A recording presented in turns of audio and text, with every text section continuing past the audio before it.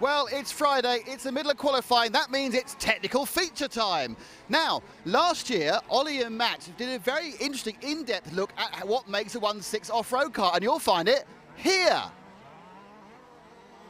But what we're going to look at is what is actually the most important part of any car. It's those four little round black things that are in contact with the surface. And a surface like this, it's very, very tricky. As we found out, we went round the pits talking about tyres. You look after the design of the car, but the most important part of any racing vehicle is its contact with the ground. Definitely, definitely. Tyres are most important of the whole car.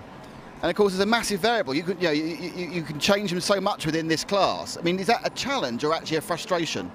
It's a challenge, and in the morning it was a frustration, definitely. So if we're going to talk about tyres, we should talk to someone who knows about it rather than me. So we've come over with Stefano Gandini, who works at GRP. Stefano, this is we've already seen you doing quite well selling tyres to the races. These are good conditions for a tyre manufacturer when it keeps changing. People need new and different compounds the whole time. Yes, it depends practically to the track. We come in 2 months ago here for the warm-up race, so we can check on the track what tire is working, and we can say to our driver what for us is the best. Normally this is changed to the different car and to the different driver, of course. We go first with the tires and find out what kind of tires work best. And we try different compounds on cars with different drivers. And then we work the car with the car towards the tires. A lot of European Championships have a control tyre. Is that not possible with large-scale off-road? Could you not have a control tyre, be it GRP or anybody?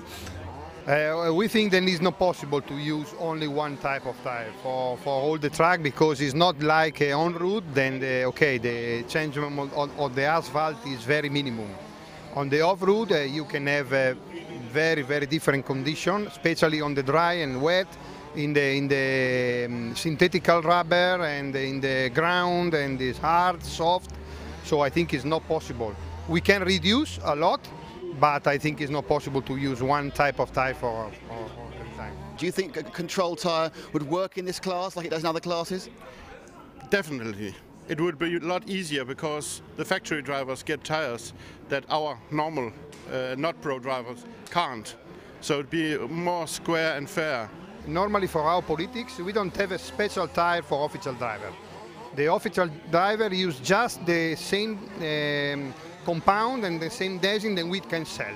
So if the body the driver, any driver come here, he can have the same compound and same tire than our official driver have. Now we're currently running quite short qualifying rounds. When we come to the main finals, will you have to use much harder tyres to make sure you get the life out of them? Definitely, it's probably going to be an issue to run 20 minutes half final will be fine, I think, but to run a 30 minutes final you probably have to go to another compound, so then it's again tricky and will be a surprise what will come out. The track is getting more and more slick, and yesterday it was more drift challenge than off-road racing. So as you're a general racer, one of us, I mean, how many different sets of tyres have you brought here? To be honest, 32. Well, like any motor racing event, the pits here at the large-scale off-road Euros are divided on a subject, and this time it's tyres. The one thing they do agree, though, is they're the most important thing you can put in your car, and I can guarantee, without tyres, it really wouldn't go as fast. Join us again later at FWS for a full qualifying roundup, and of course join us also at FWS for a full qualifying roundup in Luxembourg with Ollie and Paul. That's all on FWS.